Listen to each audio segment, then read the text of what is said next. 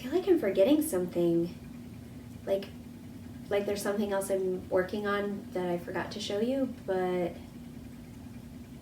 I think that that's really all I've had time to work on.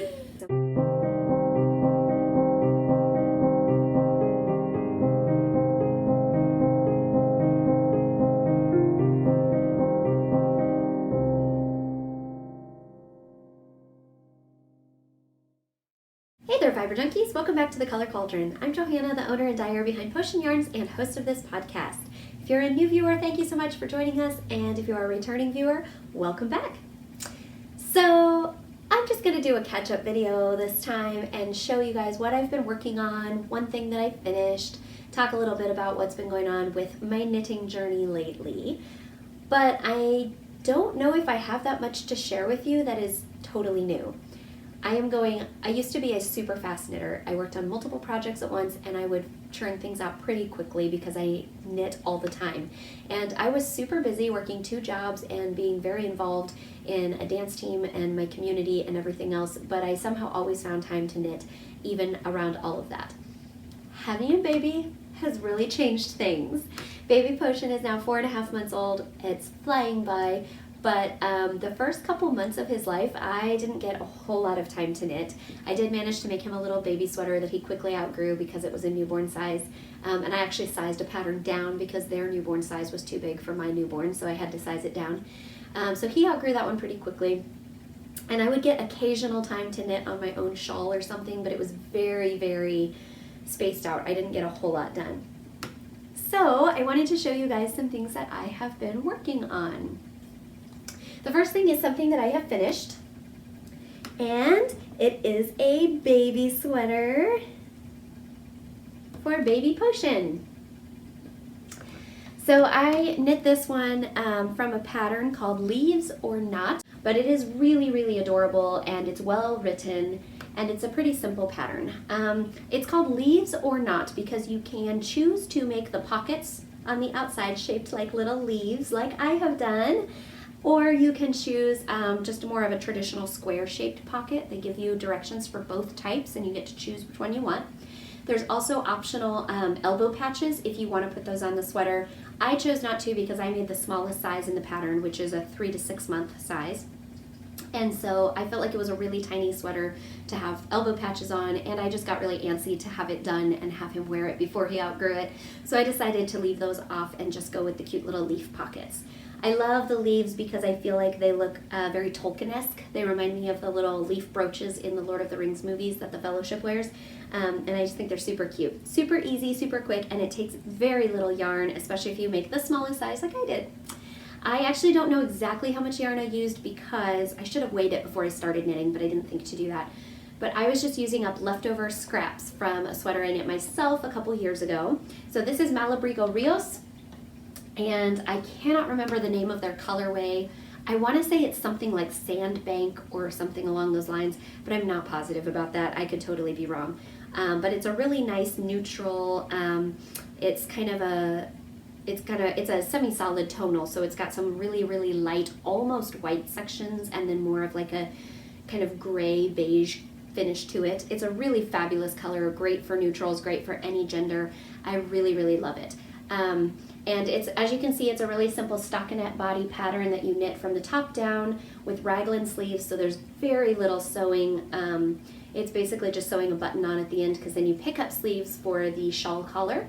And I love how she wrote the shawl collar in this pattern because I feel like it lays really nicely, this garter stitch shawl collar. Some shawl collars I've done in the past tend to stick up and they don't lay down as well. So I loved that this one just naturally folded over so easily and it stays down when my little man is wearing it, which is great because his other sweater that I knit him from a different pattern and a different designer, it would constantly flip up and that really, really bugged me. So I like that this one stays down. And then it's just one single button closure, which is great for wiggly little babies. I love that. Also, I hate sewing, so it was nice to have just one little button to sew on. And I have no idea where I got this button. A little closer so you can see. I just had it in my sewing stash, just a random button. I think it came with several other ones, but I'd only have one left. I don't remember where I got it, what I used the other buttons for, no idea. I just stumbled across it when I was digging through my sewing box and was like, that's super pretty and kind of looks woodsy and like elvish and kind of Lord of the Ringsy, which is the vibe I was getting for this sweater, so that's what I used. For the leaf pockets, I did use some of my hand-dyed yarn. This is a colorway called Forgeries of Jealousy. It comes from my Midsummer Night's Dream William Shakespeare collection, which was something I created the very first year I was open. I was only a couple months old as a business, and I created a 5 colorway look from Midsummer Night's Dream, inspired by that. So they were all named after like quotes and characters from that play by William Shakespeare, and this one is called Forgeries of Jealousy. And I just really love it. It's a very springy, like gold and green kind of tonal. And so I used that. This is knit in a worsted weight, but I actually use DK for the pockets because that's what I happen to already have on hand. And you just literally use like scraps. Like a mini skein would be plenty for both pockets if you're making the smallest size. So you don't need a lot. This does come in multiple sizes for babies and kids. I highly, highly recommend the pattern. Again, I'll put the name and the designer's name below so you can look that up. But I love it. I did want to show you the sweater that I knit for myself. Now this was a few years ago, so I want to say it was like, I think this was even before I had my yarn business. I think this was maybe like 4 years ago or so. But this is the yarn that I had left over. I had just a little bit over 1 skein left that I used for this pattern. And this is the pattern that I made for myself. It's got these buttons up the front, and it's a little cardigan with a picked up button band, and it also has a shawl collar, which you can see here. Now I did rewrite this pattern a little bit. I didn't jigger the numbers a whole lot. I basically just knit a gauge swatch and then knit a larger size than I normally would with smaller yarn. So I knit this in a worsted weight yarn, but the pattern is actually written for a bulky weight, and I think I am seriously contemplating re-knitting this sweater out of my own hand-dyed yarn or some other yarn at some point in the future, and I think that I will either do it in the bulky weight or do a better job of rewriting the pattern with worsted. The body part fits me great, and I love the way that it feels and the way that it drapes. This is just a superwash merino yarn, so it is perfect for cardigans and sweaters, and I love the stitch definition it gives to this really cute little panel of little buds that goes, this is like leaf buds that go up the back. And I feel like it really, really has great stitch definition, so I love it. But what I don't like is this shawl collar. It looks amazing when I'm just holding it up like this, but it's a little small for me when I have it on, so I feel like it kind of flips up a little bit more as I'm wearing it throughout the day. And I think if I were to re-knit this, I would add way more to the shawl collar. Like I'd probably increase more stitches and make it longer so that it drapes over more and stays down, because this sweater, the part that really stands out and takes the spotlight is the shawl collar, in my opinion, and these darling little pockets. This is the whole reason I knit this sweater, if I'm being really honest. These little pockets are so cute, and they have that same little like leaf bud kind of motif on them that goes up the back of the sweater. So it's really, really beautiful. But overall, I love this pattern, and I think if you knit it in the bulky weight that it calls for, your collar will probably be okay. You could always add to it if you needed to. I highly recommend knitting this pattern. It is part of a book, which I highly recommend the entire book. This is called the Buds and Blooms sweater, and it is from Botanical Knits #2. I recommend both Botanical Knits and Botanical Knits 2. They're by a designer who loves working with themes from nature, and she specializes in like leaves and vines and really pretty foresty things. I feel like she does an amazing job in her patterns, especially those 2 books, although all of her patterns are great. She does an amazing job of capturing that really bohemian, romantic, foresty feel. Like I said, I feel like it's a lot like the baby sweater. It's very like Lord of the Ringsy in the like leaves and vines and all of these motifs that she incorporates. So they have this really gorgeous, romantic, feminine feel, but at the same time, they're super wearable for just everyday, modern, casual wardrobes. So a lot of her cardigans are very simple. They just have like a single little leaf detail on the pocket, or on the sleeve or up the back or something like that. This one is one of her more flamboyant designs, and as you can see, it's still a super wearable little cardigan, but the big collar and the little shaped pockets make it a bit more flamboyant, and a little bit more like cutesy, ladylike, vintagey almost. But most of her designs are just super, super wearable for all different styles and body shapes, and I absolutely love that. So check her out. I will put the name, I'll put a link to her books below, and you can check out those botanical knits. Her name's Alana Dacos, and she is amazing. I absolutely love her stuff, and I am gonna knit more of her sweaters soon, I think. So there are actually two things I'm working on right now simultaneously that I'm going to show you briefly, but I'm not going to talk a ton about right now because I'm going to make a separate video going into more detail about these later. And that is, I am making my first ever temperature blankets. If you guys are not familiar with the concept of a temperature blanket, the idea is you choose a color scheme, however many colors you want it to be, but typically you do around 8 to 10 colors. You can do more or less. And then you assign a range of temperatures to each color. And then you knit one row or crochet one row for each day based on the temperatures of the day. And there's a variety of ways you can do it. You can do the highs, you can do the lows, you can do a combination. You can do extra colors for like special events like your birthday and Valentine's Day and Christmas and things, or you can just simply do the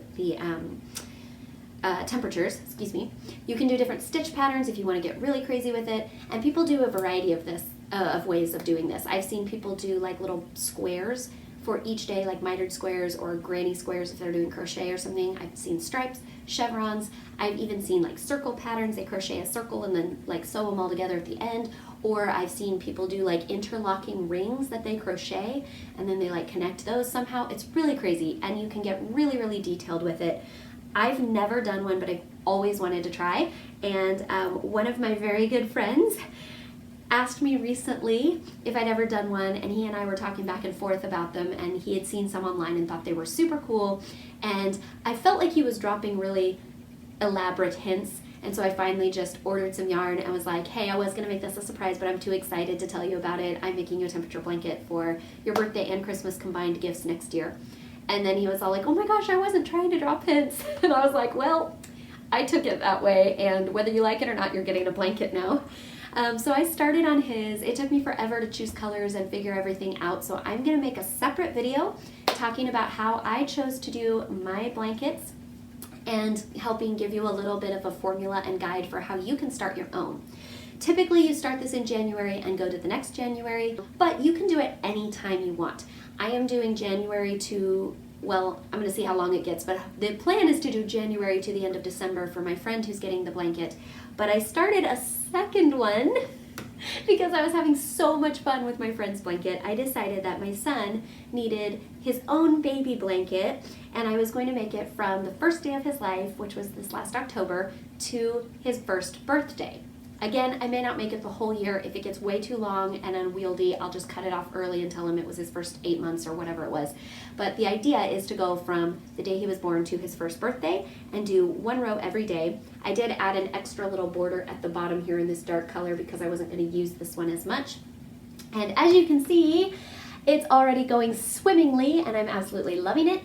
I have finished the partial month of October from when he was born up to the end of October and started on November. And I am loving how the colors look. I really love the colors I chose. These are just the colder temperatures, so I have even more colors for the warmer months, and I'm excited to start incorporating those. But we had quite a wide variety of temperatures last year and this year so far, so I think I'm going to have a pretty variegated afghan. As you can see, I'm changing colors pretty regularly, so I'm really, really excited. So this is going to be my son's baby blanket. I'm not going to show you the other one right now because it's a huge tangled mess of all these skeins hiding in a box. I will show it on the video I'm going to make, though, dedicated entirely to temperature afghans and blankets. And like I said, you don't have to start it in January. You can start it whenever you want. It's really meaningful if you start it from a holiday or a birthday or some other big event or some meaningful date to you or the recipient, and then go to another point in time, either 1 year from then or 6 months or whatever. But you can start it whenever. It doesn't have to have any particular significance. It can literally just be tracking the temperature or your moods or whatever you want it to be up until you decide you're done with it, whatever. So look for a video coming soon about temperature blankets, and please leave me a comment below. Let me know what questions you have about temperature blankets so that I can try to address that in the future. And while we're at it, now is a perfect time to give this video a thumbs up and hit subscribe to my channel so you don't ever miss an episode, and make sure that you feel free to share this on your social media with your knitting and crochet fiber loving friends. We would love to have more people over here at the fiber junkie corner of the world. I am wearing a hand knit today, which was not planned but worked out pretty well. I am wearing one of my 2 versions of the Exploration Station shawl by Stephen West. I love Stephen West patterns. I think he's an amazing designer, and I love how he writes a lot of really cool patterns that use up partial balls or single skeins from your stash. They're a really great way to stash bust. So this was knit with a bunch of single skeins and leftovers of skeins from my stash a long time ago. This was actually knit right about the time I was first starting to dye yarn but hadn't done a whole lot yet. So the only one that is mine is this bottom really gorgeous dark burgundy color, and I'm so sorry to have to tell you because it did turn out absolutely stunning. It was an oopsie. When I was very first learning to dye, I was just playing in the kitchen and throwing colors in a pot. I did not write down the recipe, and I actually thought this was going to look like crap. It was coming out looking really, really, really bad. So I threw a bunch of random dark colored dyes in a pot and threw this single skein in and was like, meh, hopefully that'll turn brown or black, and if it doesn't, I'll just throw it away or donate it or something.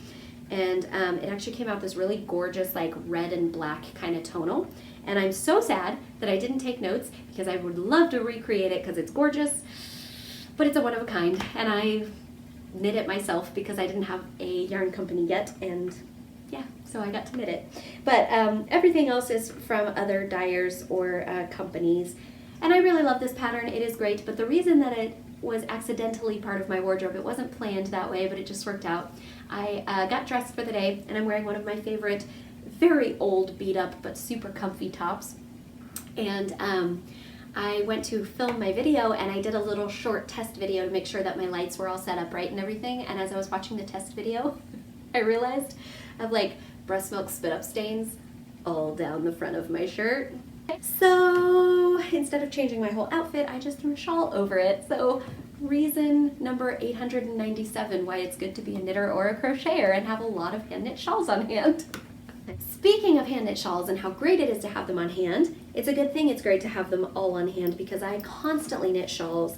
They're probably my favorite thing to knit these days, and I knit a ridiculous amount of them. I give away quite a few, but I keep most of the ones I knit because I fall in love with the yarn, and then I have a hard time getting rid of them. Although I have started to get better about gifting them, but I just love knitting them. I love wearing them. I love having them around. They look so pretty. And I've shown this on the podcast before, but I am making great progress on my Marrakesh shawl, which is a crescent-shaped shawl knit out of fingering weight yarns. So you start at the top and you do these stripes, and then you do these little lace panels, and then do more stripes, and then another lace panel at the bottom. So I'm on the last lace panel. So excited that I'm almost done.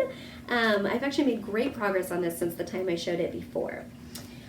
Quick refresher, I am using one color of my hand-dyed yarn, which is this lighter color on the stripes. It's called Tattered Lace, and it's kind of a really light neutral with some fun purple and brown speckles. It's got a little bit of pink to it as well. It's a really beautiful vintagey kind of color. And then the contrast color stripe is from Vocabulary Yarns. I met these lovely ladies at a yarn show a couple years ago and purchased a couple skeins of their yarn, and this one is called All Souls Day.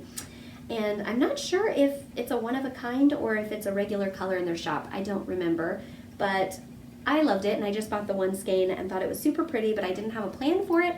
And then I put it together with my tattered lace when I was looking for colors for this shawl and kind of fell in love.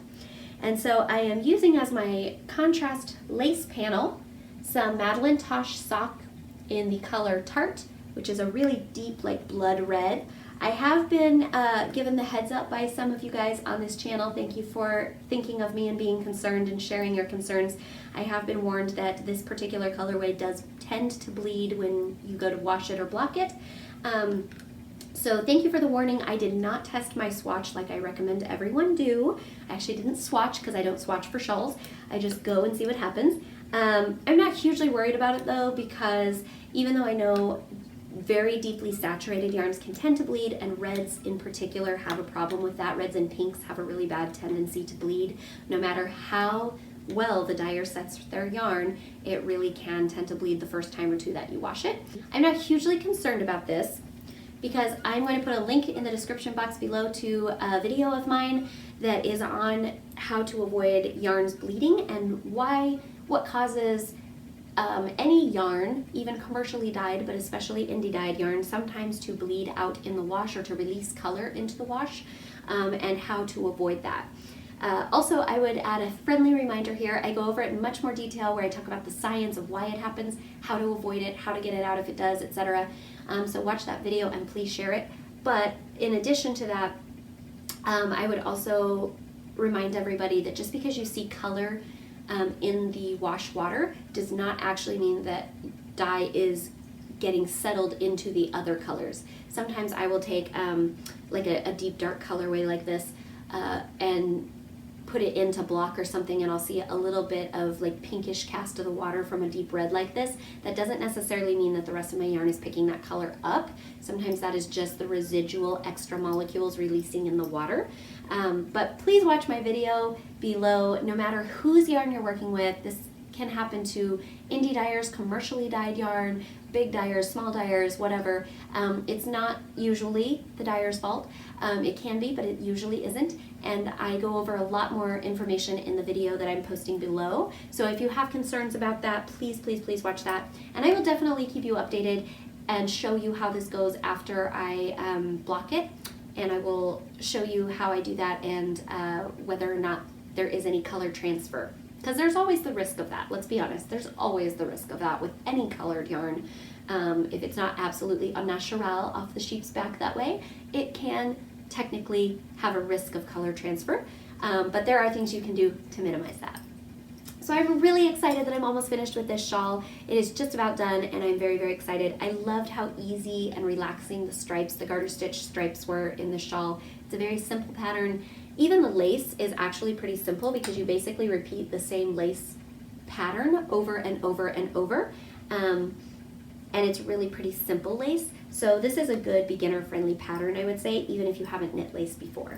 The only other thing that I'm working on right now is some vanilla socks that I talked about last time, so I'm not going to show those again because I think I've knit about 2 rounds on them since then. Just using some Knit Pick self-striping yarn. They're going very slowly because I keep putting them away to work on temperature blankets and baby sweaters and my shawl and all this stuff. That is all I have to show you guys today. I really thought I had more, but I guess I don't. So, yeah, hopefully I will have some more things to show you guys soon. I will be making that temperature blanket video soon, but feel free to leave me a comment. And in addition to your questions about temperature blankets, make sure you let me know if there's something else that you would like to see a podcast on, shawls, socks, whatever. We have done a sock series before, so we might do something similar like that for shawls or sweaters or something, but let me know what you want to know more of, what you want to see more of on the podcast, and let me know what you're working on. That is all I have for today. It is now time to cast off. Love you.